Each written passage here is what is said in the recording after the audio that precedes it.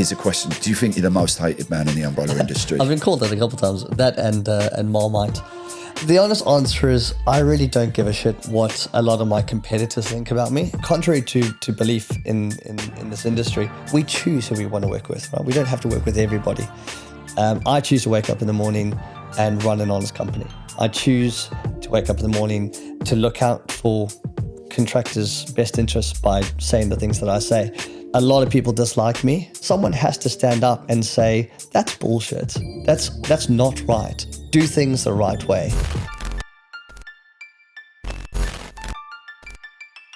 Hello and welcome to another episode of Orca Pods. Today I'm delighted to be joined by Drey Francis, the CEO of Compass Contracting. Drey, welcome to the show. Thanks, man. Appreciate you having me. No worries. Appreciate you being here. Yeah. I should probably say we've got some solicitors just behind camera, just to make sure that nothing too controversial is said. But Drey, all jokes aside, thanks for being here, buddy. Tell us about Drey. Tell us about Compass. Tell us about your journey to being here and I guess who the real Drey Francis is. Thanks, man. I appreciate you having me here. Been looking forward to this. A bit about myself. So I am the CEO of Compass Contracting. We've been running for coming up to 5 years now. Love what we do as a business. I've done, before Compass, I've pretty much done everything a human being can do for works, starting with being a firefighter back in South Africa to delivery drivers, worked as freelancers, everything. So I've experienced a lot before I landed on Compass. Yeah. And yeah, father of two, pretty much sums me up as a person. So Compass is an umbrella company, isn't it? Correct. Yeah, sorry.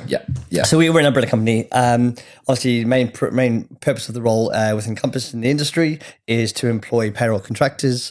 Love what we do as a business. We're a mid-sized business, so definitely not one of the big boys. Although if you speak to people, we're probably one of the loudest in the industry. I think, look, I just want to go back there. How long have you been? Because it's not just Compass you've worked for, is it? You've actually been in the umbrella industry for 2010. I started. Okay. Oh wow. Okay. I was, funny story. I was working in a bar when I got approached by someone who worked in a company in the industry to come and work for them. I had no clue what an umbrella company was. I actually turned up on the day believing I was selling umbrellas. I had no idea of what the industry was. And I remember in the interview, the manager was like, what's your sales strategy? And I said to him, well, it rains a lot in England, so I should be able to sell a lot of umbrellas. Fast forward 14 years, I probably would enjoy selling umbrellas. It'd be easier. So I've been around 14 years. I've worked for a couple of companies in the industry before I set up my own. Yeah. So I've had a mixed experience from working with some of the biggest to some smaller ones.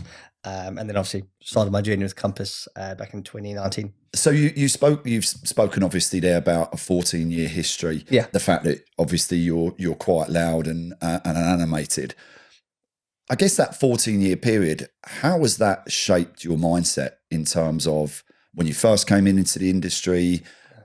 I know asking you to sort of describe 14 years in 10 minutes is a difficult question, but I think for our viewers specifically and for anyone who's listening, I'm intrigued about your mindset. Yeah, I think once I realized I wasn't selling umbrellas, it was understanding what the role of umbrella companies in the industry was. Obviously, umbrellas have changed very much, but still remained the same over their period in time because of legislative changes. I think over the 14 years, when I first started in the industry, I genuinely, and I still do, I loved what the industry offers to freelancers and recruitment agencies. It has a genuine purpose. Yep. I think as I've grown up in the industry, I've come to realize that, like anywhere, things can be corrupted, and there are people who purport to do things that they say they're doing, but they don't.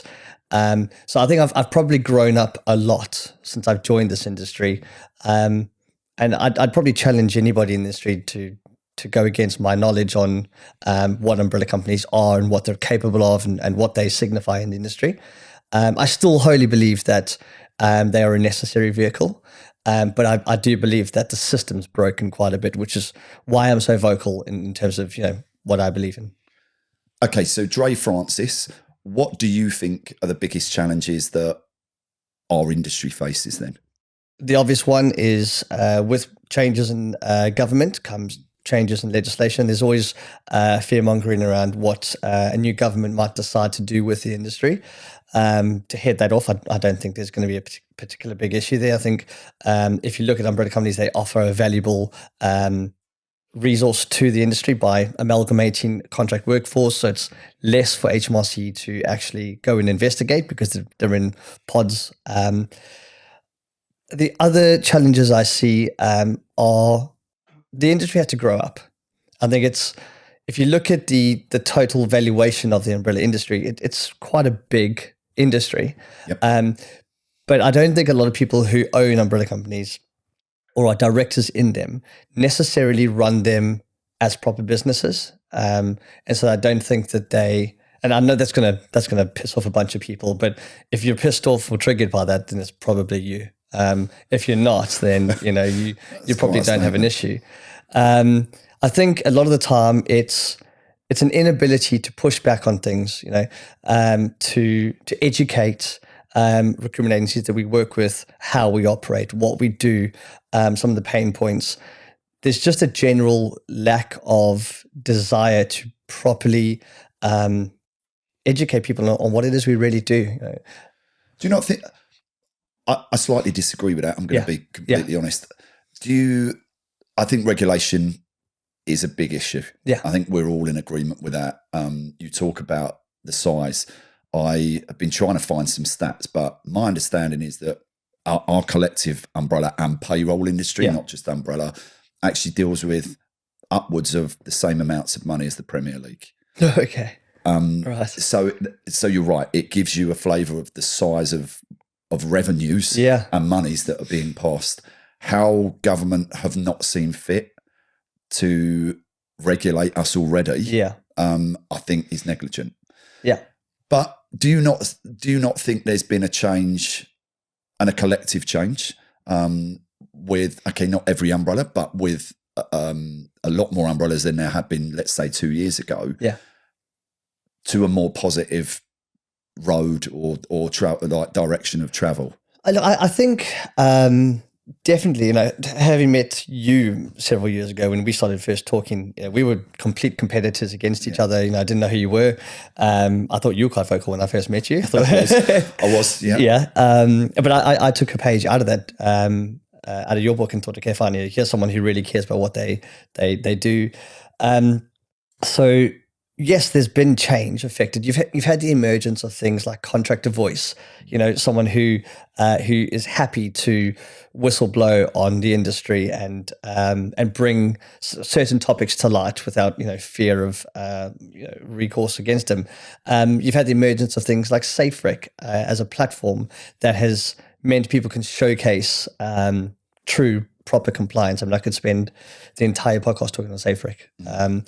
So I do feel like there's positive change, and certainly when I'm sitting down with new clients or existing clients, some of the rhetoric is changing. People are starting to ask the right questions.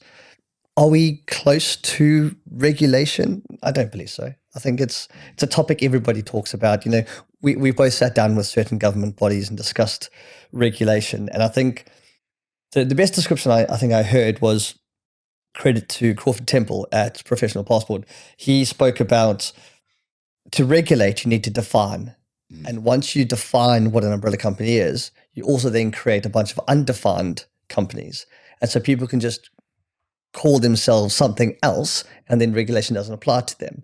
So yes, we're in a better place, but I still think there's a very long way to go before this industry is truly grown up and actually just doing what it says it does on the side of the tin, really. It's quite a controversial statement. Yeah. But no, and this is the point of it being your platform, your time, us to really understand you. Yeah. But there is some, I can't hide from that. There is some controversy in that. So if I asked you then, I don't want to necessarily put a number on it, but for ease of a question here, what would be the three most significant changes then that Drey Francis would make that you think would lead to a betterment of the industry? Oh. And again, I've put you on the spot there. But I'd make donuts not exist straight away. Just get rid of donuts completely, right? Just erase them from humanity. We should have all invested in Krispy should Kreme have as many umbrella years owners. ago, I literally. think that's 80% of their turnover comes from us. Three things that I think would change in the industry to make it better. I'd probably do away with certain bodies in the industry. I don't think anyone's going to be surprised by that answer. I think what happens is you end up with a portion of the market that believe rhetoric.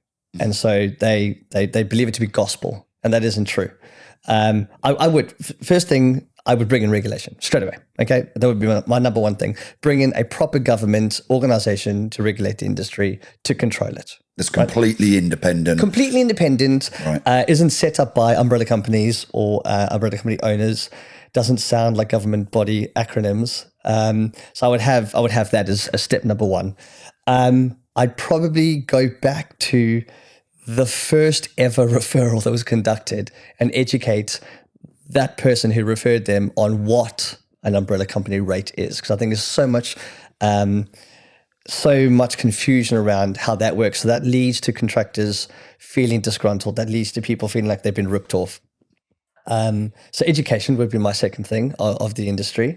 And I'm sticking with donuts. I get rid of donuts as my third thing. It's just gone. The donuts one, oddly, I want regulation, but the donuts is really high on my list as well. Even every time I have to buy a box now, I'm like, well, you put your card over to pay for it. Look, what does regulation look like to you, though, I guess, in terms of, because I think that's the other thing is we have lots of conversations with different people, and even government, when that tumbleweed announcement of we'll be looking at it in the summer, there's so many responses to still get through. Does that signify that we're all still so far misaligned in terms of a universal, not one size fits all, but quite clearly there's a disconnect and an unbalance in terms of what you perceive regulation should look like, what I perceive it to look like, what others perceive it to look like? What would that look like to you? I mean, I would say that's actually quite easy to answer. Regulation should be a total overhaul of the way that umbrella contracts are structured.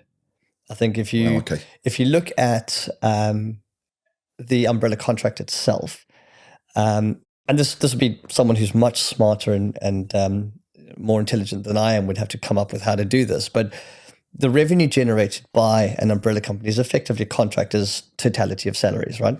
And I think where we've found people doing things that they shouldn't be doing is because they're abusing that aspect. So they are deciding to retain parts of someone else's money by disguising it as revenue. So the revenue of a business is at the discretion of that business as to what it wants to do with it. So if I decide to, I don't know, as a random figure, I don't know, take £2 out of that revenue, then I can use that wherever I decide to use it, all right? And it's my revenue, so I can do that. So if someone did that, they could do that. So it would be starting to look at the actual vehicle itself and to understand how to correct that, because that's where you'd stop the abuse. And look, I think it's as simple as, and I say this again, I don't believe a lot of the competitors that I come against will be happy with me saying this, but I'm fairly certain that someone watched Superman 2 once upon a time, and that's where it's all come from. There's a scene where Richard Pryor, is it 3? Sorry. Yeah, sorry. My knowledge. Yeah, thank you. I forgot who I'm talking to. Richard Pryor was a payroll manager for Lex Luthor, right? And he literally just took a couple of pennies or cents from each salary, and then he turns up at work in a Ferrari. Like it's literally what's happened in this industry.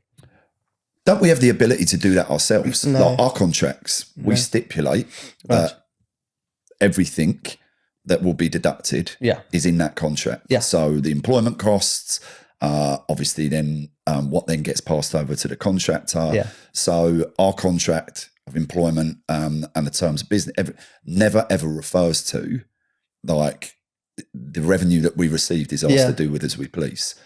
I think the answer is we've proved we can't do it ourselves, right? Because it's But if we all changed our contracts, if we all did, but I mean, the problem is you've got to get a bunch of businesses to agree to do that when they aren't currently doing that. And the short answer is that I don't believe that a lot of companies in the industry are set up to run as proper businesses. I don't believe that people are looking at a proper P&L and saying, right, let's be honest, we can speak freely, mate. Running an umbrella company is certainly not a recipe to success, right? it's brutal. There shouldn't be anybody who's running an umbrella company who's running around the market screaming that they're uber successful. It's designed to be low margin, high volume business. Yep. So when you hear about companies running a couple of thousand contractors and they're making millions, you've got to ask yourself, how? How is that happening? So I don't believe, to answer your question, no, I don't believe we can do it ourselves. We've proven that. So we do need an outside influence to come in and to say, right, you haven't done this correctly. This is how we're going to do it. Change the contracts. The other part of that answer would be the application of technology.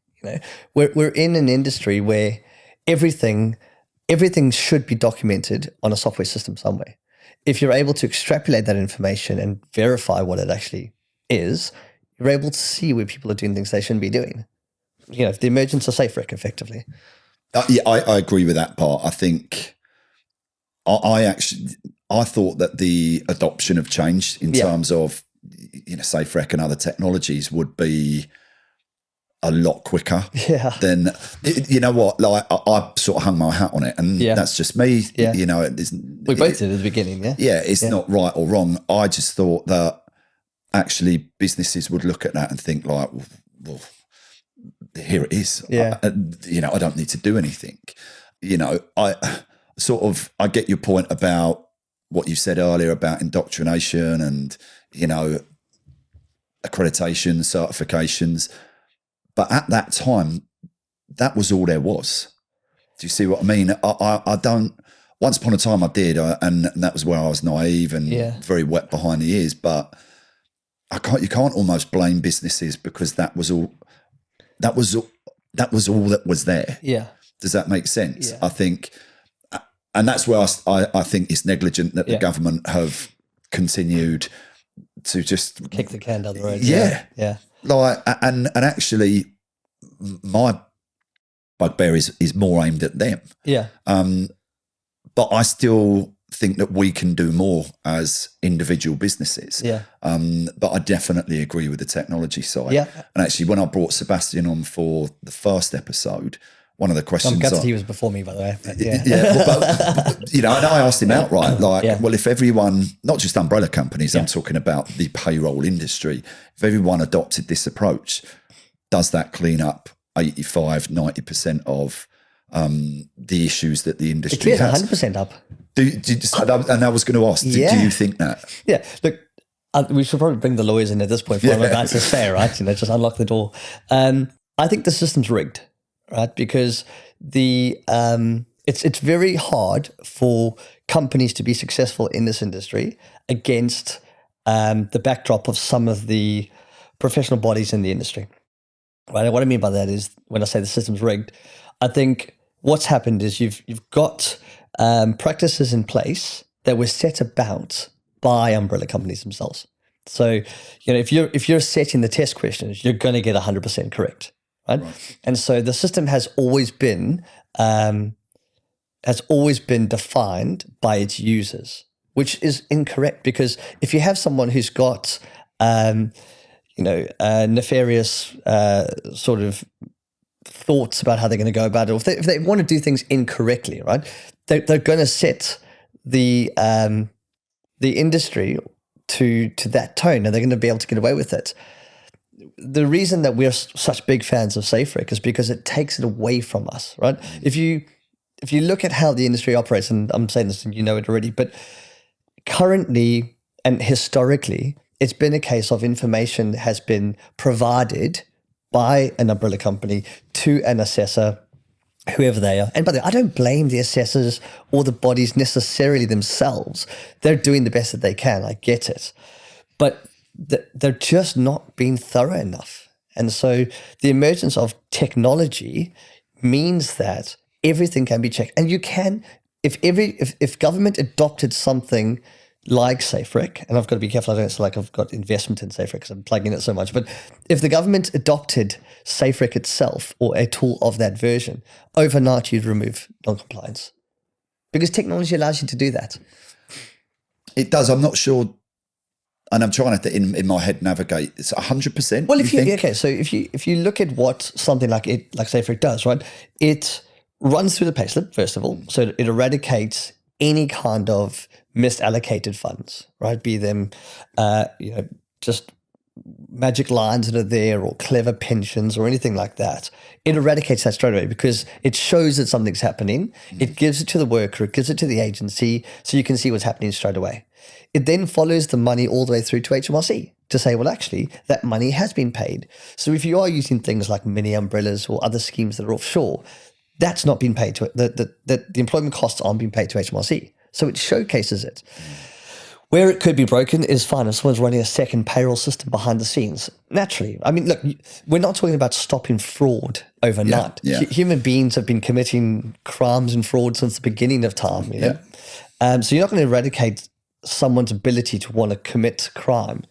But you are effectively, if someone is going to be on a platform that has technology, you're going to be pretty much eradicating it overnight, in my opinion. So here's a question, and actually this is going to be quite a controversial question from me. Given the amount of time, given what you've said there about what Umbrella's created, I'm assuming like rebates, etc., etc.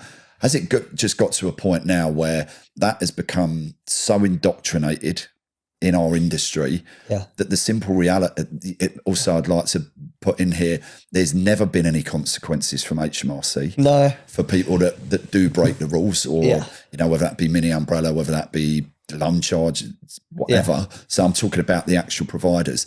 Is it a simple case that as a collective, the vast majority simply just don't give a fuck?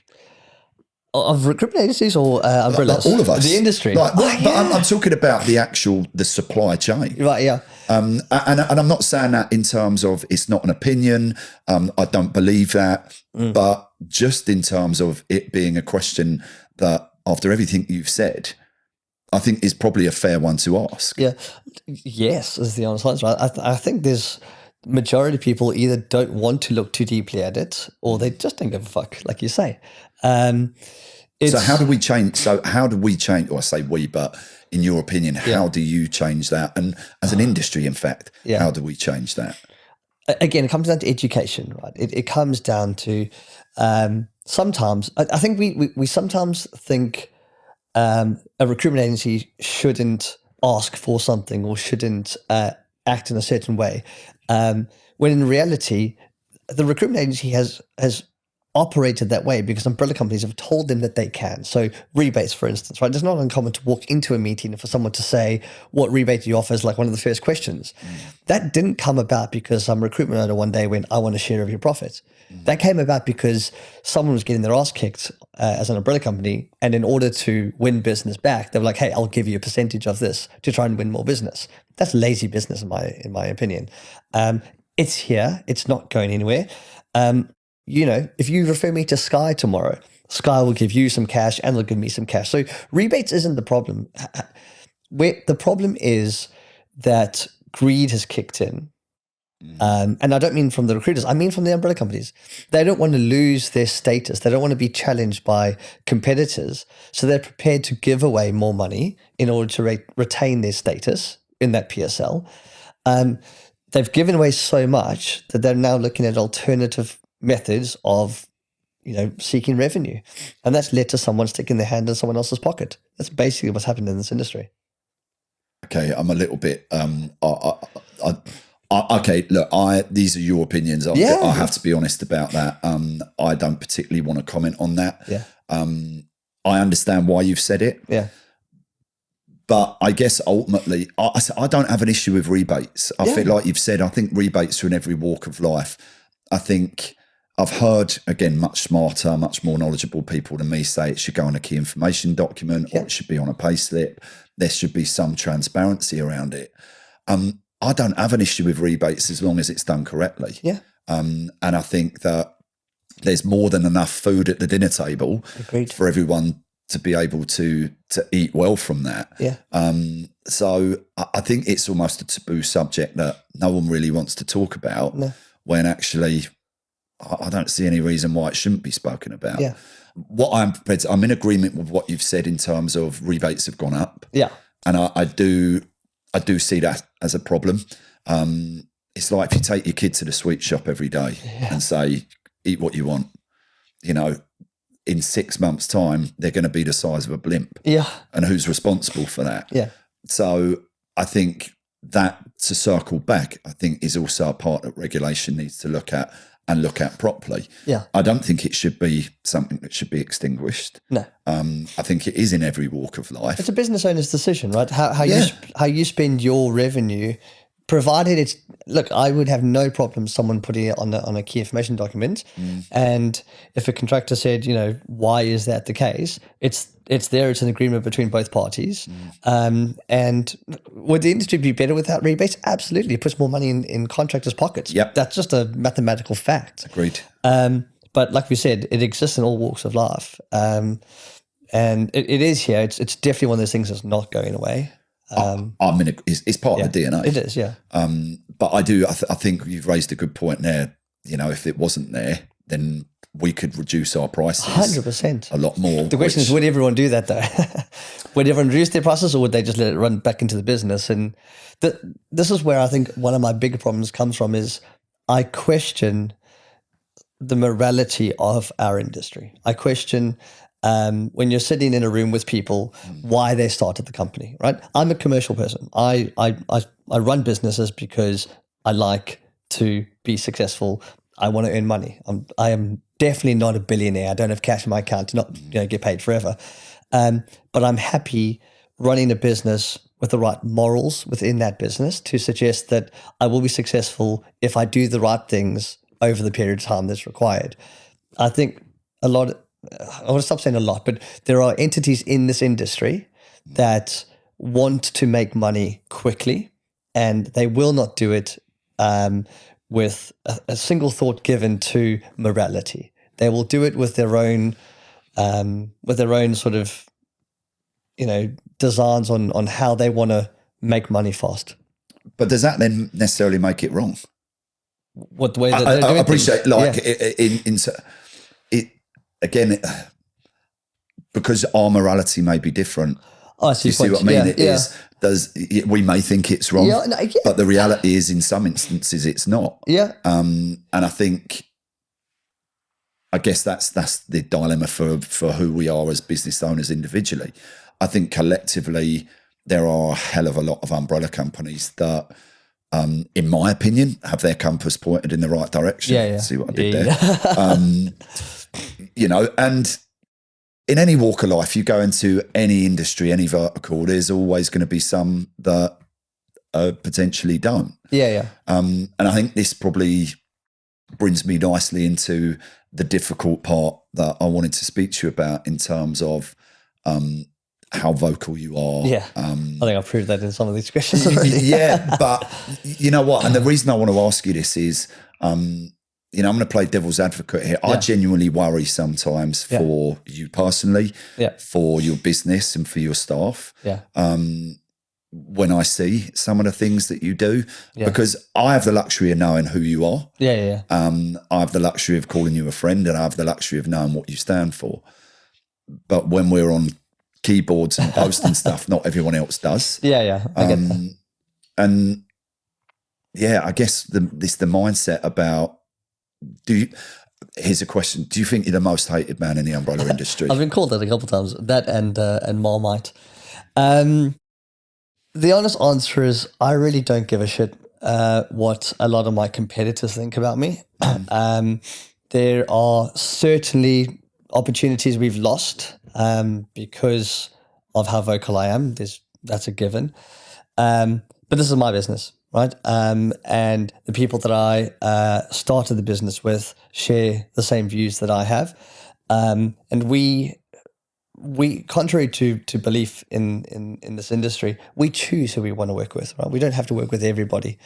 I choose to wake up in the morning and run an honest company. I choose to wake up in the morning and to look out for contractors' best interests by saying the things that I say.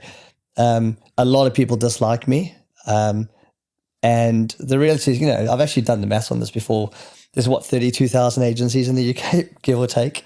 If half of them don't work with umbrella companies, that's 16,000.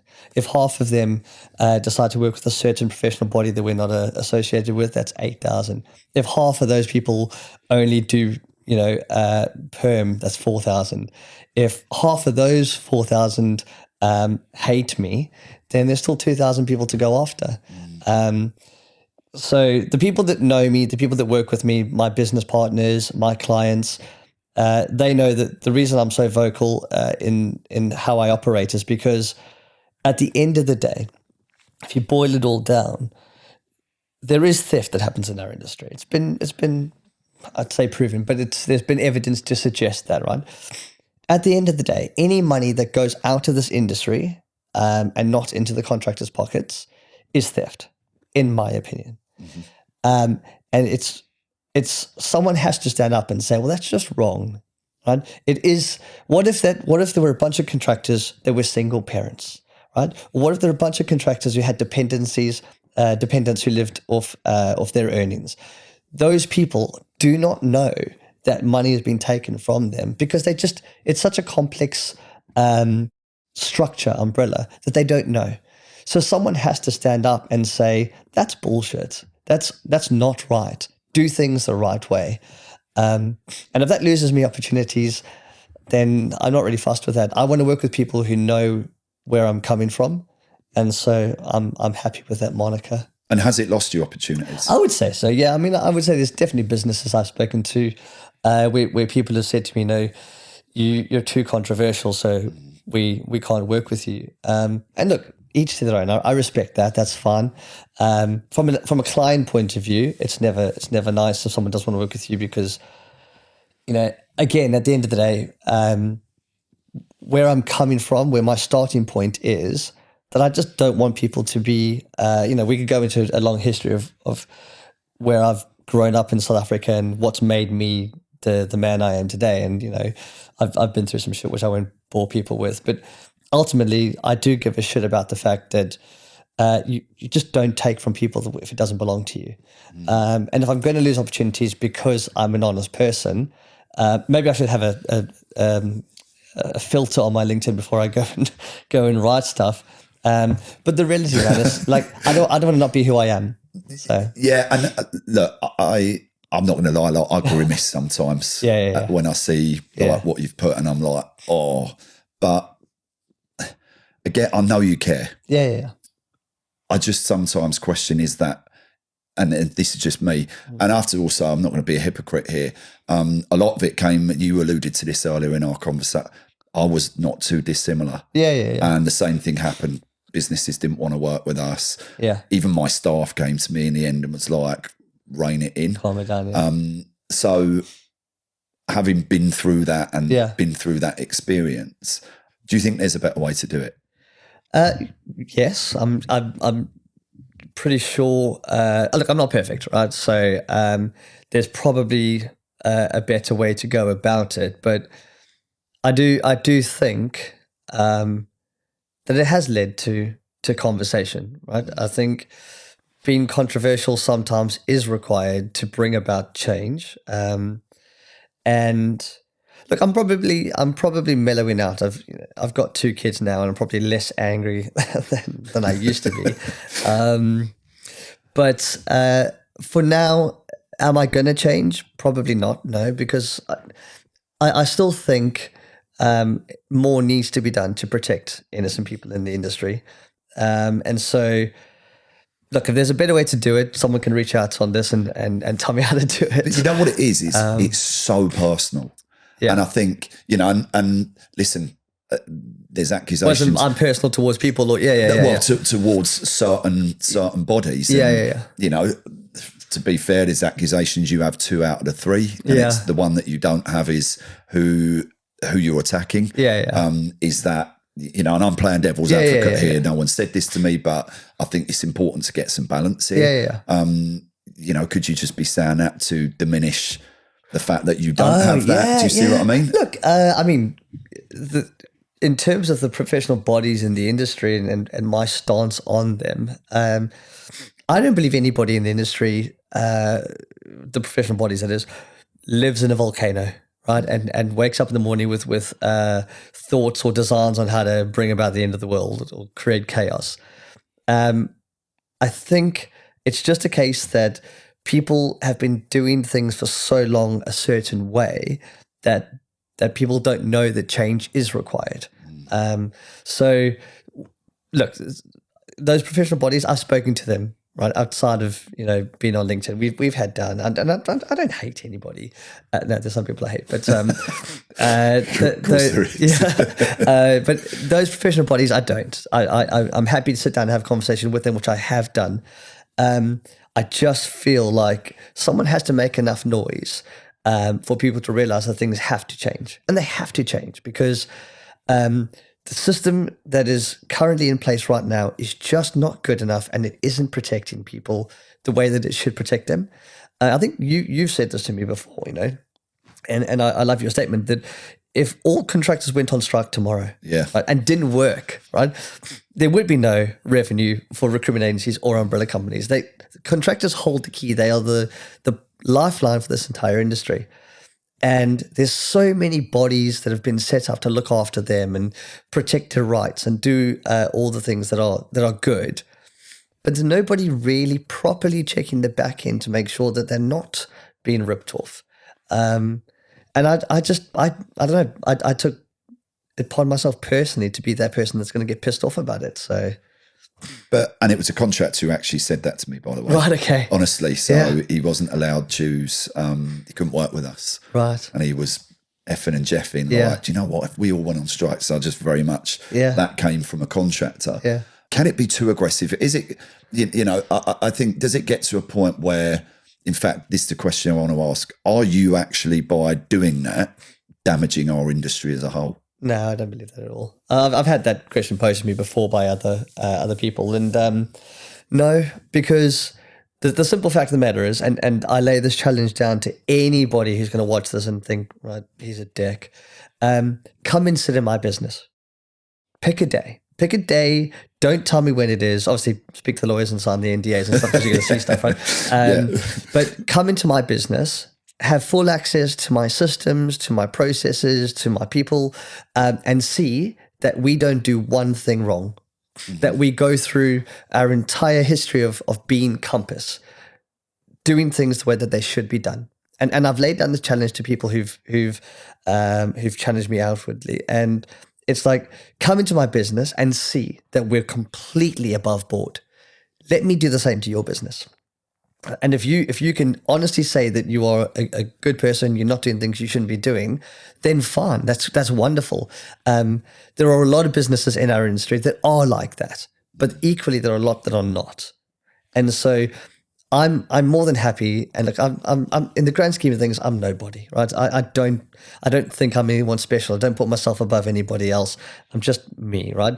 But I'm happy to draw attention to this industry.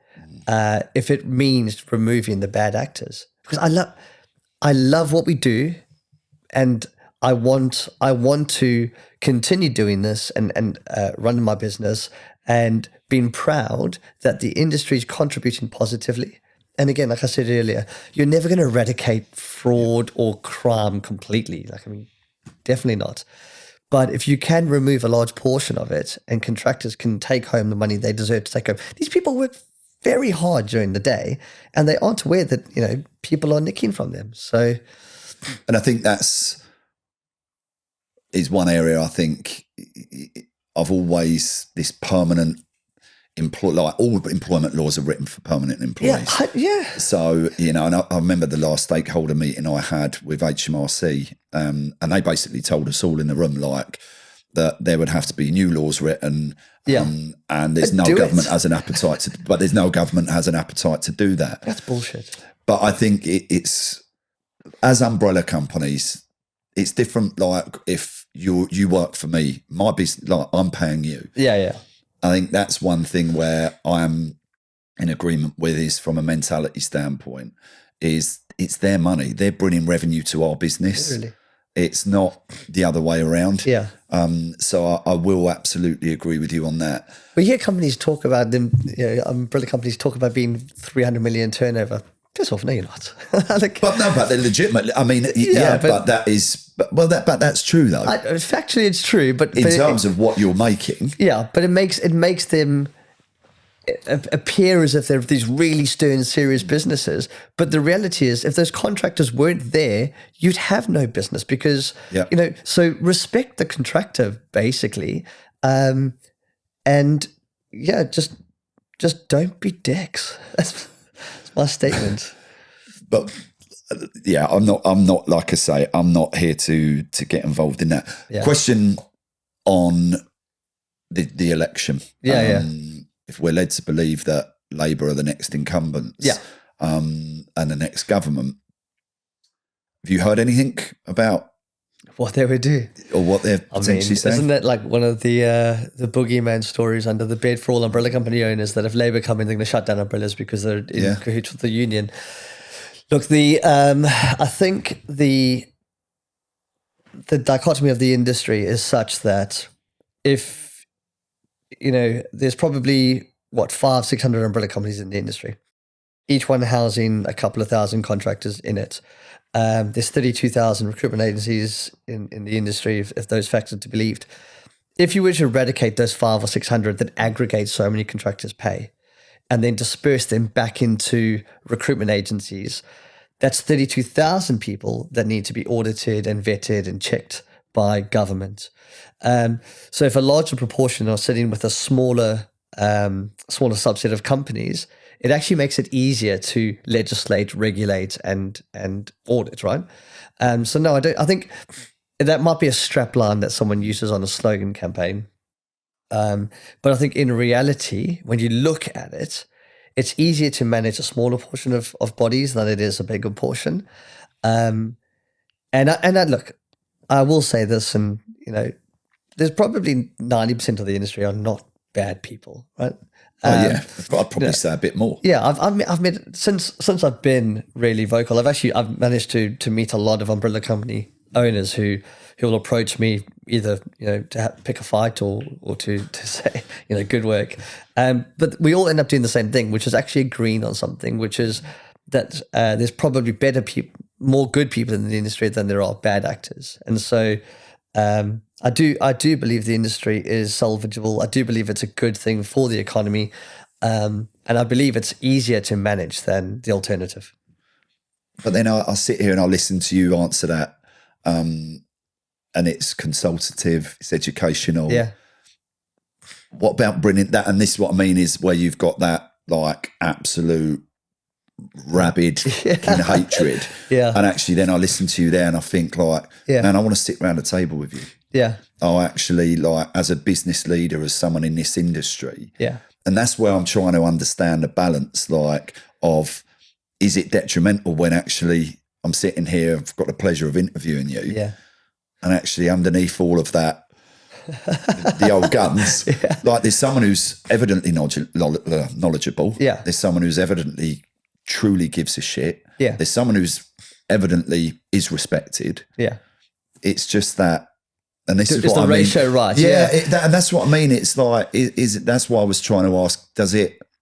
Look, we as a business, we're doing really well. Okay. So I don't think we're sitting here and missing massive opportunities. I think, like I said to you, the ratios work out when you work out the percentage of people you need to work with in the industry. Do we want more business? Definitely. Like, I want to grow my business. I want to increase the successes that we've had. But I am true to myself. And look, what makes me is I have the educated part, I have the consultative part. I can sit down and talk to you all day long about, how to run a business, how to make it successful, so on and so forth. But there is a passionate part to me as well. And that passionate part, I don't know, I just can't help it. Look, I used to work in refineries back in South Africa, and my first proper job was oil refineries. And a lot of shit used to explode in an oil refinery back in the early noughties because it's really combustible. And you were always told if there is an explosion or a fire or something, like, get the fuck out. Like, there's a trained team that come in and deal with petrochemicals and stuff like that.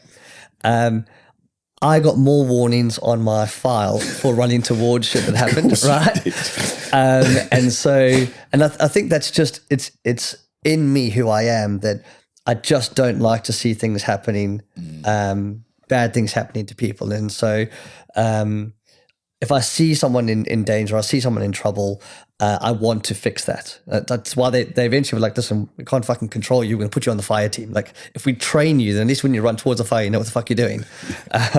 So I think it's part of the DNA and who I am, to look out for people. I've probably got worse in the last few years because I've had kids. And I do look at it and I just think to myself, you know, what if my children were victims of some of these schemes? You know, what if my daughter was slapped with a tax bill one day because she was being payrolled through someone and they didn't pay the taxes on her behalf? And, you know, if she was a single mother at the time, how would she do that? And so I think it does lead to me being passionate about things. And look, if people want to, like, the clients we work with at the moment, they know who I am. Yep. And don't get me wrong, man, a lot of them phone me up and go, dude, did you just post that? Right. I'm like, I did. And they're like, okay, it's funny, you know, you keep us laughing. Two, I get grimaced a lot. A lot of people grimace. I think I might change I might change my name to like the #1 grimacer of the UK or something. I get that, but the message itself is still on point, and it is look, it's coming from a good place, right? Maybe I'll tone it down in a few years, but for now, I do genuinely believe that it is contributing to the change of the industry. Allegations, or allegedly, it could be deemed quite personal. I've even sat here and I would even say to you, like, sometimes I think there's so much more. So, like mini umbrellas, for example. The evolution of mini umbrellas, mate, it is fucking insane. I've just been informed of another iteration. The tax credits, mate, like, and a lot of people. I actually, when the person that told me, I was like, that's fucking insanely genius. I know. But at the same time, it is also horrifically damaging. Worst of all, HMRC haven't got a clue. Government don't have a clue. In terms of highlighting things like that, would that also be fair to say, would that help as well? In terms of it not just be specifically about this one sole focus. Look, because I personally think that at this moment in time, that for me, I think it's important actually, sorry, I just want to say, and I want to say to people listening, and that the incidents that you're talking about that have allegedly happened are minimal. This isn't something that's going on every single week, month, or year. I think we need to be very, very crystal clear on that. The mini umbrella iterations are. And that is happening every week. It's happening every month, and it's happening every year, and it's getting worse and worse and worse. Where are you sitting on that at the moment in terms of, one, I guess, it'd be great to get your opinion anyway on that, but is that, in my opinion, I think that's the most damaging thing we currently have, where someone like Labour could come in and say, do you know what, we haven't got the expertise, the manpower, or the budget to deal with that. Everyone's going to be PAYE. I think that is the biggest hindrance. Because let that come on, let that happen. I'm sorry if this is also controversial, but if Labour come in and convert everything to PAYE, we'll be fine. My business is set up to be able to accommodate that. If there's businesses out there that are too stupid to have alternative plans in their business to survive evolutionary changes, then join the dodo, go be extinct. But I want to get back on point about what we said about the mini umbrellas. Because, like I say, that it scares the shit out of me. Not in terms of how they're doing it, but in terms of, we talk about regulation, we talk about, and earlier in the conversation, do we think that collectively we're going down a different path, a better path? And every now and again, I get a phone call or someone will say we need a meeting. and something comes so far from left field Yeah. that it's like someone has literally run up and kicked me square in the balls with no box on. So we've gone the opposite way recently, right? Where I've actually had someone contact me because they saw some of my posts about certain things. And they would, the lawyers are definitely going to want to come in when I say this, but they were a business. They're actually receiving letters from HMRC over some of the things that are happening in their supply chain, not them, right? And HMRC are starting to send out letters to the businesses that sit above these companies that are doing things they shouldn't be doing. So the supply chain. Up at the supply chain and saying, by the way, wow, we know that you're a part of this, so we want you to realize we're going to come talk to you about this and we're going to seize your assets on this. Like I've had that twice now with people speaking to me about it. So is that, sorry, but just to clarify, so they're going to the agency? They're going to the agency. They're going to the agency and saying, this is happening. Look, the thing I think people have completely forgotten about, mini umbrella or not, there is a way for HMRC, and if HMRC are listening to this, this is free, take it. The intermediaries report has been sent to HMRC since 2014, 13, wherever it was started, right? That is an accumulation of data over that period where it shows every person in the UK who receives a wage and the engagement model that they're paid, right? So they've been building data for years now on there's this many people that are self-employed, this many people limited company, this many PAYE. They have the ability now to look at those people, assess whether they're inside or outside I-35. And they also have the ability to see all these people are down as PAYE, but we've not received employers NI from them because they're not receiving it through the RTI. So for the first time, and look, people talk about HMRC being sluggish and slow and asleep at the wheel. I don't think so. I think they're being meticulous. And so because they have this information to hand now, they're able to start going along and saying, listen, we know that this company that set up a mini umbrella, if we go after them, they're going to vanish. Yep. But you as an agency are going nowhere. So forget coming after you. We're going to apply the Criminal Finance Act and come after all your personal assets. I've had 2 instances of that recently. So I do think, because that's seismic. Oh mate, it's massive. Like that's fucking seismic. Because I think a lot, and we alluded to this earlier in the conversation, didn't we? Is there's never been consequence for anyone in the supply chain that has absolutely openly, knowingly, and willingly engaged in a mini umbrella model, for example, ever. No. You know, and I went to a meeting about 6 months ago, and the woman said to me, "Yeah, we know the mini umbrella bubble's bursting." And I sat there and was like, I didn't even know it was a bubble. But what was fascinating was the mindset. Yeah. Now, if there's really consequences, if HMRC come out and start genuinely enforcing consequence to the supply chain, then it changes.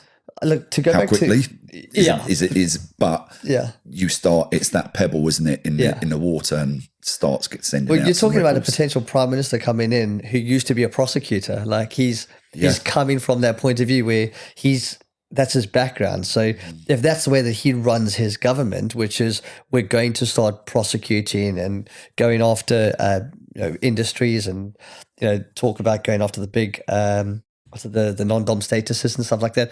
That's his backbone, what he wants to do. So don't be surprised if HMRC end up having a bit more of that about them. So yeah, I think in terms of those models, I do think there's an end date to them. And to go back to the original point, I think that is why being controversial sometimes isn't a bad thing, because it does raise awareness. I could sit here all day long. I could start a LinkedIn video about the intermediaries legislation, right? I can guarantee people turn off after 5 seconds, right? But if you're controversial, people are more likely to continue watching what you're saying, and you get your message across. That is such a you comment. It genuinely is. I'm trying to actually process that in my head and just think. I'm justifying myself, basically. I understand it, but I don't actually understand it. But it makes sense when it comes from you because I know you. But then, okay, so, is that something then that you're going to start articulating, posting about? No. No, I think So why? But why? And this is where Yeah. I want to understand your mindset. yeah. I think, look, I'm happy to. That's what you meet people for. You know, you meet clients for, and you discuss that with them, and that's your USP as a business partner to that agency, for instance. So, and also, no one wants to hear me talk about that shit, really. I don't know, mate. I think, look at the other week when all of us were being hit by that scam. Yeah. And I'm not going to name names here because I don't have their permission to do it. But for the first time, I sat down and was like, fair fucking play to all of us. Yeah, for banding together. And we're always stronger together. Yeah. And, these power struggles that go on and stuff like that. Like, I just looked at it and thought, man, here's a clear sign of what we can all do when we're all on the same page, when we're all pedaling in the same direction. I agree with that as well. And I think, it's almost, how do we enable that to happen more? Look, this is really petty, but obviously when I joined the industry as Compass, you did have a lot of stone throwing from the other side, right?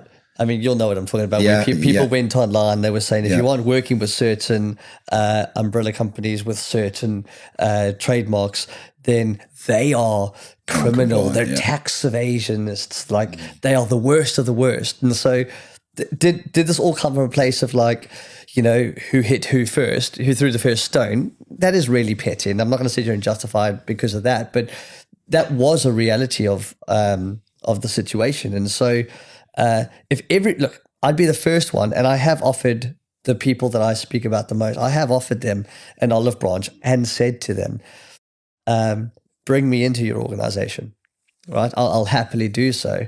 But if you're going to look at if you're going to look into my house and see the way I run things and that I'm compliant, then do so with everybody and evict those people from the house that aren't doing the things that they should be doing. You do that, I'll put down the stones. And I was told no. So that also shows me that there's not a willingness for change in that respect. And so that does, I don't think, what you're talking about happened here. It's funny that it happened. I don't want to sound too negative about this, but people were protecting each other from not losing money. They were going to lose the money. The umbrella companies were going to be scammed. Suddenly everybody was so proactive to help each other not be scammed, but no one's willing to stop each other scamming people. Scamming is a harsh word, but you know what I'm saying? Like, I see your point, and I agree. Again, yes and no on that. Yeah.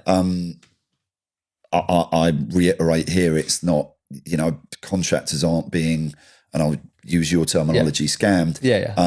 Day in, day out, week in, week I out. agree. Yeah. We're talking about, in my head, I can think of 3, or maybe 4 at most, over a 20-year period. So, but that we know of. Yeah. But I'm again, it's not something I'm going to engage in. But mate, but I still think that, like, I doff my cap to everyone. That protected each other, mate. There was a couple that unfortunately that lost. I know. And I don't want anyone to lose money. Not just for people that we know in the umbrella industry. I don't want anyone being scammed. Period. And there's so many different schemes now. I know. I was away the other day and I got one from HSBC and I nearly did it. Really? Mate, and then I thought, actually, do you know what? I'm abroad. Let's phone. And they're like, we didn't send that. Yeah. But it was pretty much identical. So, I don't want that to happen to anyone. No. So, and it's that message of positivity that we all showed as a group. Yeah. Let me ask you this. You've 14 years, because I know we're going to start coming to the end of the show now. Yeah. 14 years in the industry. You talk about mellowing out. I've got to be honest, I'm still yet to see that. But would you do anything differently? Over that time, I wouldn't have drunk the Kool-Aid in the beginning. I wouldn't have bought into what I was told. I think, would I do something differently? I don't know, because I'm not unhappy with where we are as a business. I'm not unhappy with who I am as a person. And I think it comes down to the fact that I'm looking at it from the point of view that I'm not out for personal gain when I do these things. If anything, I'm actually harming myself by doing it. Yep. It's just because things have to be done right. People have to feel safe in an umbrella company. They have to not worry about their money being misappropriated. So would I do anything different? I'd buy less donuts. I come back to that. I'd buy less donuts in the beginning. Would we actually get shares in Krispy Kreme? I probably, funny story, segue, but before Compass, I worked in a business that did outsource payroll, and Krispy Kreme were one of our clients. And so we actually ended up payrolling all of their UK staff. So I did make money on Krispy Kreme at some point. Fair play. I'm still about 50 to 1 in terms of paying them versus making money. But honest answer is, I don't think I would, because I don't feel like my ambitions are really to. I don't want to hurt anyone. I don't want to cause anyone unnecessary pain. But if you wake up in the morning and your intention is to hurt someone, I've got no issue coming after you in that respect, because you've almost committed the first sin or the first crime, and you've thrown the first punch. Look, I've done a post on this in the past. I was bullied massively at school. I was an absolutely scrawny, tiny little kid at school in an all boys high school, and they called me Shark Boy because I had teeth just like everywhere out of my face. I had more teeth than most humans will ever have in their lifetime. And I got the shit kicked out of me on a daily basis, like pretty heavy shit. And so I have grown up around that bullying mentality. And I've shared stories on this stuff before, right? And so I look at that and I see that happening in this industry. And I'm not a scrawny kid anymore. I do run a business that people do know the name Compass. And so if I do jump onto a platform and I do figuratively throw a punch at something that's happening, I now have the ability to stand up for someone who's being bullied. And so I wouldn't change anything because it's central to who I am as a person. Yeah. And then, mate, we share similar traits on that. Yeah. And that was, that was my reasons in the beginning as well, is who stands up for the little guy. I share that. I think it's interesting. I think what you said about you wouldn't drink the Kool-Aid and stuff like that, but mate, doesn't that make you exactly who you are now? And whether people like you, loathe you, agree with you, disagree with you, whether they sit here and think like, Jesus Christ, these two sitting here and talking about it. Yeah. One thing I've definitely got from being able to do this with you is a much better insight into who Drey Francis is, what makes him tick, and more importantly, the reasons why you do what you do. Yeah. Would that be fair? Or? Yeah. And look, I've like I said to you, when I meet people face to face, and you always get the thing of like, are you that Drey? And I'm like, yeah, I'm that dude. Like, I've seen that so many times at the literally, awards. Yeah, and you're like, okay, like, am I going to get a punch thrown, or are they going to shake my hand? The one thing I can say I've got a 100% track record of is when I explain to that person where I'm coming from and why I say the things I say, they get it. We're in a day and age now with social media where you can watch a clip and assume you know what the whole film is about.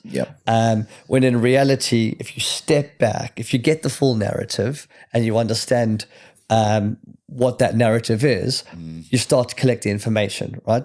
And I'm a big believer of hearing both sides of the story. So you'll never see me jumping on something because I'm uneducated on it. Typically, if I'm jumping on something online to talk about it, it's because I know what's happened in the background. And so I do have the full vision of focus on that. And look, there are things I've got wrong, absolutely. And I've apologized to people when I've said things wrong. I've met people that I've said to them, I've called them out for stuff, and I've met them in real life and they've said, well, actually, here's the full version of events. And I've apologized and I've retracted what I've said. So yeah, I'm glad I've got the chance to air my side of things with you today, and I massively appreciate you having me in. but I go back to I don't think I would change anything that I've done because it makes me who I am, and I'm pretty happy with who I am as a person. And that's all you can be, man. Literally, my man. That is all you can be. So what's next for you? What's next for Compass? Probably get a debrief from all the lawyers outside. Yeah, I can see him looking in, mate. Ushered away in silence. For us as a business, look, we're still a small business in terms of the grand scheme of things. We're positive about the future. I think, look, it's a hard industry at the moment. I was going to ask you, that was the one thing I forgot to ask you. It's savage out there, isn't it? It's ridiculously hard out there. But it's still a case of, we're going to turn up every day. We're going to do things correctly. We're going to continue to showcase what makes us special. The one thing I will go back in retrospect and say, the one thing I probably have changed is I try and be more positive about Compass and less negative about other people, because I do want to start showcasing the absolute kick-ass people that we have in Compass. I know everyone thinks their team is the best, but when it comes to my career at Compass, I think I've absolutely just got the best people around me.